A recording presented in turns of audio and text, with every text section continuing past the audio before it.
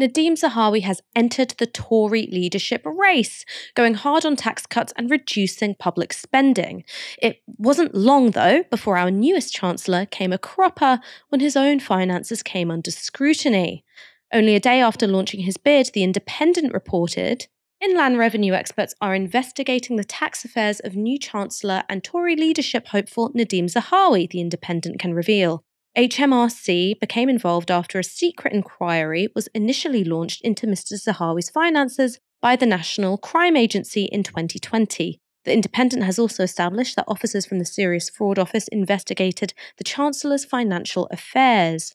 The probe was then passed to HMRC, which falls under the control of the Treasury, the department that Mr. Zahawi now runs. A senior Whitehall source confirmed that the tax investigation is currently unresolved.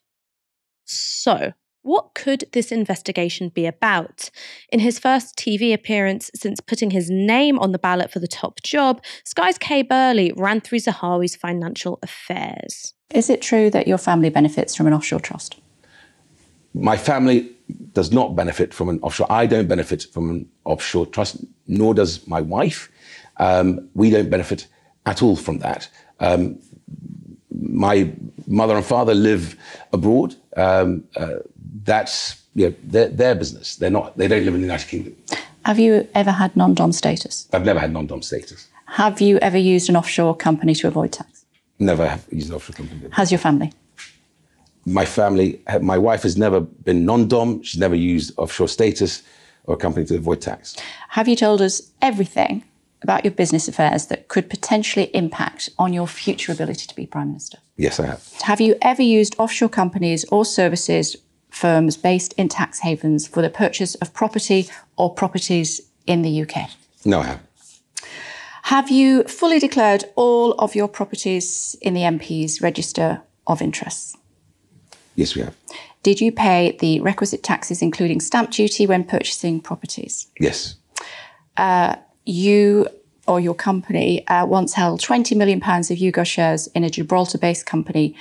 What was the reason for using offshore financial structures like this, if not for the purpose of avoiding tax? I was not a beneficiary of the Balshore investment that held those shares. And who was? My family. It's on public record. My father. But why would you do that if it wasn't for the purpose of avoiding tax? Because he lives abroad. He doesn't live in the United Kingdom. Okay, two final questions, if I may. Just to clarify, 110%, obviously you're Chancellor, so you know you can't be 110%, but just work with me here. There is no way that any funds are being funneled into your parents' accounts or whatever, so to keep your hands clean? Absolutely. Just a couple of things to note there. Every time Burley asks Zahawi about whether his family benefits from offshore trusts, he's careful to answer only about himself and his wife. And when he's pressed on whether his wider family benefit from such trusts, he stresses that they live overseas. And they do live overseas. According to filings with Companies House, his father, Harith Nadhim al-Zahawi, lives in Lebanon, though his correspondence address is a lawyer's office in the tax haven of Gibraltar, where there is no capital gains tax and no inheritance tax. Before entering politics, Nadhim Zahawi made a fortune by co-founding polling company YouGov in 2000. He resigned as its CEO in 2010 when he was elected to Parliament. But did that mean he had no more involvement with it? Well, a major shareholder in YouGov is a company called Balshore Investments, registered in the tax haven of Gibraltar, exactly where his dad likes to receive his letters. This excerpt from YouGov's 2006 annual report shows that Balshore owned nearly 20% of the company. But what exactly is Balshore Investments? Later in the report, we are told it is a company in which the family of Nadhim Zahawi, co-CEO, is interested. Let's now jump ahead to 2017, the year when Jeremy Corbyn had revitalised Labour's chances at the ballot box. Zahawi was a member of Theresa May's number 10 policy unit. And this is an excerpt from YouGov's 2017 annual report, and there's Balshore again with around 8% of the business. According to a 2017 report by The Guardian, that 8% was pretty valuable. Balshaw Investments hold shares worth over £20 million in YouGov, the polling firm co-founded by Zahawi in 2000. YouGov company documents have referred to Balshaw as the family trust of Nadhim Zahawi's family. And here's where it gets really interesting. On the 31st of May, YouGov published a shocking poll. It used a new method which projected who would win seats based on the demographics of the people who lived there and how people in those demographics were responding to questions from pollsters. The poll was big news. The Times splashed it on their front page alongside a story about Corbyn and anti-Semitism. It came as a shock to the commentariat. These kinds of poll results weren't supposed to happen. Labour under Corbyn was meant to be utterly hopeless and certainly not on the verge of forming a government. As a result, YouGov received pushback from powerful people after its publication of the poll, and this is an excerpt from Tim Shipman's 2017 book Fallout about what happened after that poll was published. Nadhim Zahawi phoned Stefan Shakespeare, YouGov's chief executive, and said they'll be queuing up to shut you down if you're wrong on this. You've just moved the currency by 1.5%. I'm going to spare you the agony. I'm going to call for your resignation when you're wrong. That's right. Nadhim Zahawi, a sitting MP, called up his YouGov co-founder and threatened him. Zahawi has since denied this, tweeting, "This was clearly a joke between two good friends who had previously been business partners for several years. Stefan continues to be one of my closest friends, and at no point since leaving YouGov in 2010 have I had any influence on the company. Suggesting otherwise is untrue." I'm sure this joke, coming from a person whose family appears to own a large chunk of the company, was so funny. And following the 2017 election, Zahawi was promoted to his first ministerial job. But let's get back to the finances. Balshaw is now owned outright by a trust management company, also based in Gibraltar, called T&T Nominees. But according to a 2017 Guardian report, T&T Nominees also holds the shares of a second company called Birkford Investments. In 2011, Birkford Investments loaned Zahawi money so that the MP and his wife could buy a livery yard in Warwickshire.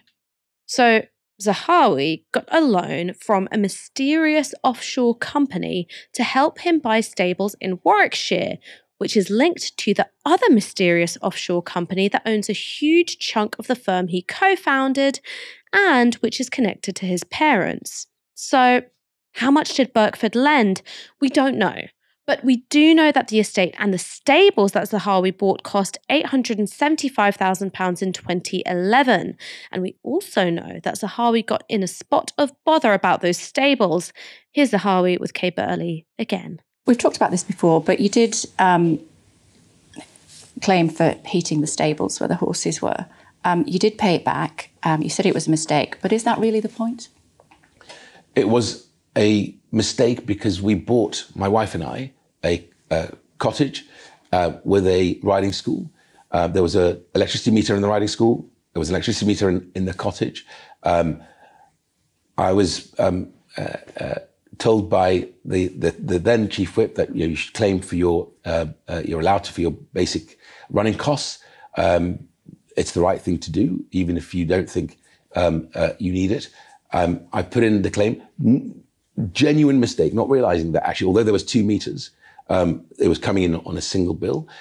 When it became public, there was an full investigation into this by the parliamentary authorities. They could see it was a genuine mistake, and they agreed with me that it was a complete error, mistake.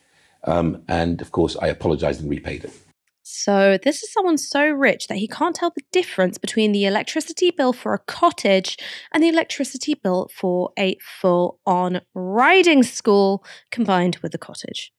Not only does Zahawi have connections to Gibraltar-based funds, connections, by the way, that he still hasn't clarified, but he also made a fortune from various side hustles while a sitting MP. Between 2015 and 2018, he was Chief Strategy Officer for Keystone Petroleum, a part-time job that netted him a reported £1.3 million over 3 years. At the time, Zahawi was co-chairman of the all-party parliamentary group on Kurdistan.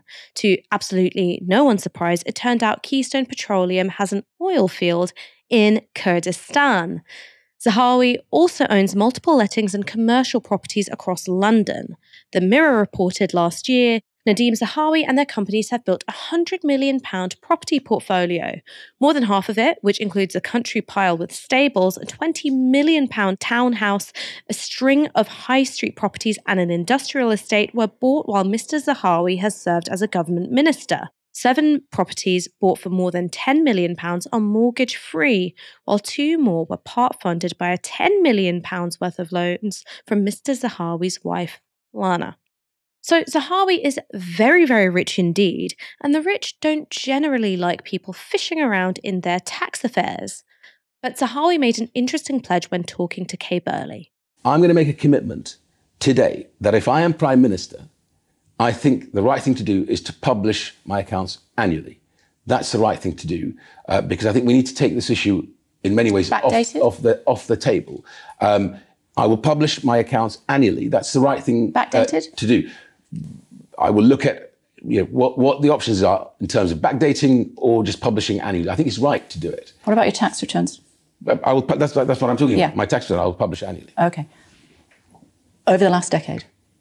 Well, if I'm Prime Minister, I will publish them going forward. I don't think being retrospective is right. I was in business before. I came out of that. Of course, I'm now in politics. Okay, first of all, if people were avoiding tax when they were in the private sector, maybe they shouldn't be allowed anywhere near government. But secondly, you've been in politics for 12 years, mate. So let's see what you've been up to for the last decade.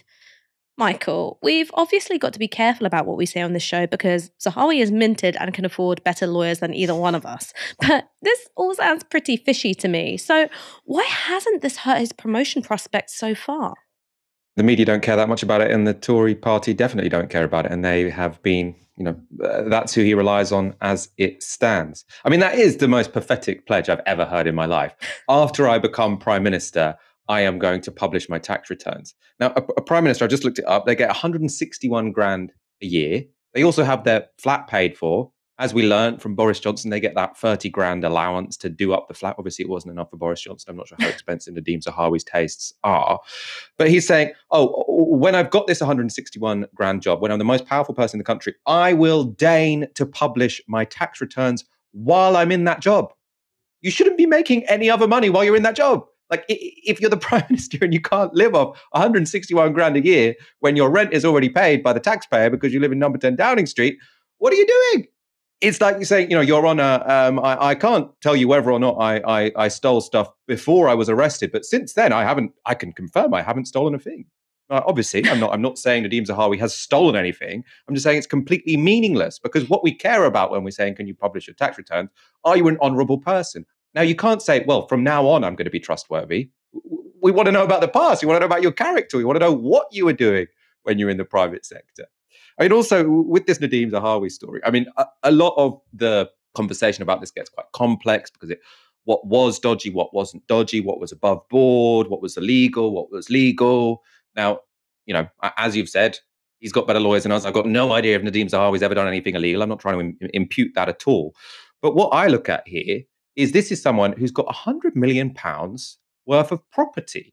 Now, if you think about the challenges facing this country and what need to be the priorities of any Prime Minister, what needs to be the priorities of whoever forms the government, it is shifting our economy away from one where the only thing that increases in value is houses. Our wages stay the same. The houses get more expensive. We need to shift away from an economy that values ownership to an economy that values work. And yet, this guy who wants to be Prime Minister has £100 million in precisely that area of the economy which we need to move away from. That suggests to me this is not going to be the guy to solve the country's problems. I mean, also when it comes to talking about character, I mean, this is potentially such an obvious point that people don't bring it up or it's controversial on certain platforms. But if you've got £100 million worth of property, I judge you. I don't think good people do that. How is your sort of demand for sort of material objects not satiated after like £10 million? Like, Why do you need £100 million worth of property? I think there is something morally corrupt about that, even if not legally corrupt. And these people should be nowhere near power. It feels like the feudal times when you've got people who own this much land, this much property. They are then the ones who are making the rules and governing over us. It's not right. I mean, obviously, Tony Blair, I don't know exactly how much he's got, but there are Labour politicians who've done this as well.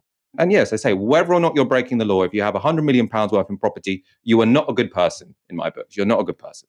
All of us here at Novara Media are working harder than ever to keep scrutinising establishment politicians and the media barons who protect them.